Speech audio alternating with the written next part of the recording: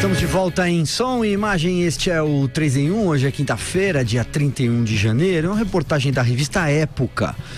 Informa que a ministra da Mulher, da Família e dos Direitos Humanos, Damares Alves, levou da aldeia Camaiuará, localizada no centro da reserva indígena do Xingu, em Mato Grosso, a índia Cajutiti Lulu Caiumará. Na época ela tinha 6 anos. Apesar da adoção nunca ter sido formalizada legalmente, como a própria ministra admitiu em entrevista à TV Globo, Damares apresenta Lulu, hoje 20 anos ela tem, como sua filha adotiva. De acordo com os índios, a amiga e braço direito da ministra, Márcia Suzuki, foi quem tirou a menina da aldeia para realizar um tratamento dentário na cidade, mas nunca mais voltou. Márcia e Damares fundaram a ONG Atini, que tem como objetivo salvar crianças indígenas do infanticídio. Em defesa, a ministra afirmou que a família biológica da filha adotiva a visita regularmente. Os índios, por sua vez, dizem que a primeira visita de Lulu só aconteceu há cerca de 2 anos. Tem outras tantas informações, a reportagem da revista Época é extensa, eu não vou me alongar tanto, foi só uma introdução, e tem também uma nota sobre as repercussões posterior à publicação da reportagem. Diz a ministra Damares que ela não estava presente no processo de saída de Lulu da aldeia. As duas se conheceram em Brasília, que Lulu não foi arrancada dos braços dos familiares, que ela saiu com total anuência e acompanhada de tios, primos e irmãos para um tratamento ortodôntico de processo de desnutrição e desidratação. Também veio a Brasília estudar. Damares é cuidadora de Lulu e a considera uma filha, e Lulu não foi alienada de sua cultura e sim passou por rituais de passagem na sua tribo. Esse é um breve resumo. Começo com você agora, Carlos Andreasa. Silvio, esse assunto é muito delicado. Dos mais delicados que já tratamos aqui. A reportagem foi feita, me parece cumprir rigorosamente os trâmites jornalísticos, mas tem uma dinâmica aí de 15 anos, né? Tem uma história de 15 anos percorrida desde então. A jovem de 20 anos parece hoje se comportar como filha da ministra Damares. Há uma relação de afeto, a menina não é mantida em cárcere, em cativeiro. O problema formal é não existir documentos de adoção. Mas fora isso, tem muita guerra de versão aí, né? Sobre se ela for tirada à força da aldeia ou não. Mesmo entre os índios há vozes dissonantes, discordantes. Tenho medo de me aprofundar nisso, acho que convém prudência. E é possível que estejam todos envolvidos nessa apuração corretos, né? E que as coisas tenham acontecido de alguma forma que se equilibre aí entre essas narrativas todas. Eu não vou endossar que essa senhora Damares tenha sequestrado uma menina indígena. Não vou endossar isso. Mas o fato de não haver uma adoção formalmente documentada é algo problemático. Vamos deixar o tempo e os desdobramentos disso assentarem e surgirem sem assassinar reputações. Ô Vera, de alguma forma essa história reverberou aí em Brasília? Repercutiu sim, Silvio, bastante. No governo, a postura que eu colhi de 3 ministros com os quais eu conversei a esse respeito, por hora, é de chancelar a versão da ministra Damares Alves. Dizem que ela, de fato, acolheu a menina, cuida dela como uma filha e que há esse problema não resolvido de infanticídio em aldeias indígenas. Porém, eu quero trazer aqui alguns problemas à reflexão.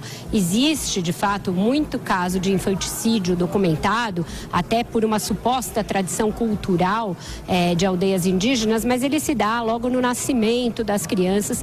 Não há relatos, não há nem indicadores na própria FUNAI de morte de crianças aos 6 anos de idade, que era a idade que a menina tinha quando foi levada da aldeia. A própria ministra Damares admite nessa nota que a menina foi levada para um tratamento dentário. Se foi assim, então essa versão já é diferente da de salvá-la da possibilidade de ser ser assassinada. E se foi levada para um tratamento dentário, pressupõe-se que ela deveria voltar. A ministra não esclarece porque a menina não foi devolvida, portanto, à aldeia. Também não diz porque não a registrou como filha, não a adotou formalmente, se a ideia era essa, se apegou, se afeiçoou. Não duvido que tenha se afeiçoado, não duvido que exista uma relação entre as duas. Concordo com a Andreasa que as relações subjacentes ao ato, elas são complexas, não podem ser aqui tratadas por nós sem que conheçamos a fundo, mas esses aspectos formais da retirada da menina da aldeia e não registro como filha da ministra, e o fato de que hoje, como ministra, ela cuida entre as suas áreas da FUNAI, eu acho que tudo isso requer sim que se olhe, principalmente porque essa ministra vem acumulando algumas polêmicas, não é a primeira desde a posse do governo, e o governo tem um mês, faz 30 dias hoje, portanto eu acho que há que se pensar se a ministra Damares reúne as condições técnicas e políticas para ocupar o cargo que ela ocupa. Eu acho que já começa a haver essa reflexão em Brasília. Eu vi hoje de um ministro que a ideia inicial do governo era manter a área de direitos humanos e de mulheres sob o guarda-chuva do Ministério do Desenvolvimento Social, que depois assambarcou também a cultura e o esporte, mas que ficou um ministério grande demais, se decidiu dividi-lo. Ela assumiu esse cargo sem que fosse conhecida sequer do entorno do presidente Jair Bolsonaro. Ela era uma assessora do Magno Malta, que por sua vez foi preterido para a função de ministro. Eu pergunto, Damares Alves é uma ministra que reúne condições técnicas à altura de um Paulo Guedes, de um Sérgio Moro, dos ministros militares que são eles bastante tecnicamente qualificados para as funções que exercem?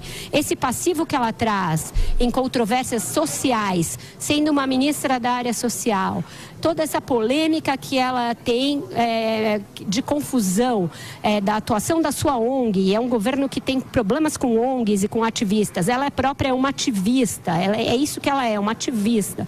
Isso tudo está condizente com o que o governo Jair Bolsonaro prometeu, um ministério técnico, com as pessoas mais capacitadas, sem viés ideológico, sem ênfase para ativismos. A ministra Damares está dentro desses critérios? Eu tendo a responder que não, Silvio. Eu acho que o contencioso que ela angariou em 30 dias de governo é muito grande para pouquíssima relevância da sua pasta. Eu acho que isso deveria começar a ser levado em conta pelo governo.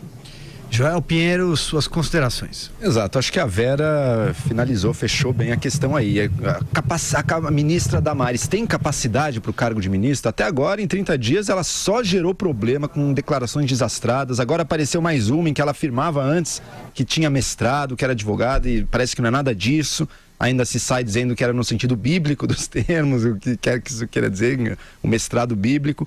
Enfim, parece que é alguém que não está apta ao cargo, e tem gerado, por isso, mais problemas do que qualquer ganho aí. E especificamente na questão indígena, é alguém que representa os interesses desse setor das igrejas evangélicas mais politizado e mais militante na invasão e na destruição cultural até das culturas indígenas que ainda resistem aqui no Brasil. Quando é o caso específico da menina, existe uma grande questão aí no meio.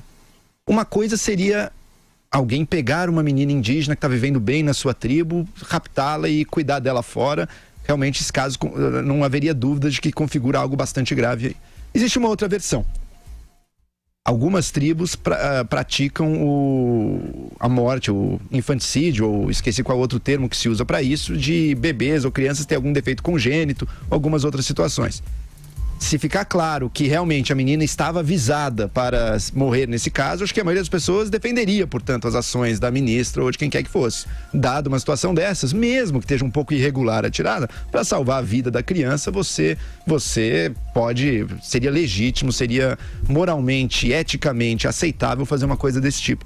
Talvez a verdade, pelo que está na matéria, talvez a verdade esteja entre as duas coisas. A menina não estava marcada ou condenada à morte ali. Ela já era uma menina grande, inclusive, não tinha nenhum defeito congênito, mas parece que vivia numa situação de muita carência, passava um momento de muita necessidade ali na aldeia, ela estava inclusive desnutrida. Então parece que foi nesse contexto que se decidiu tirá-la. Agora, tirou-se sem o consentimento e sem a aceitação dos parentes, da avó, dos tios que cuidavam dela ali na tribo, né? O que não deixa de ser uma coisa muito grave. Enfim, é um caso sério que merece sim que seja devidamente solucionado, e sempre lembrando, essa questão do infanticídio, ela é sempre usada e muitas vezes aumentada por movimentos e grupos evangélicos como uma justificativa para acabar com toda a cultura indígena no Brasil, sendo que nem são todas as tribos que têm essa prática.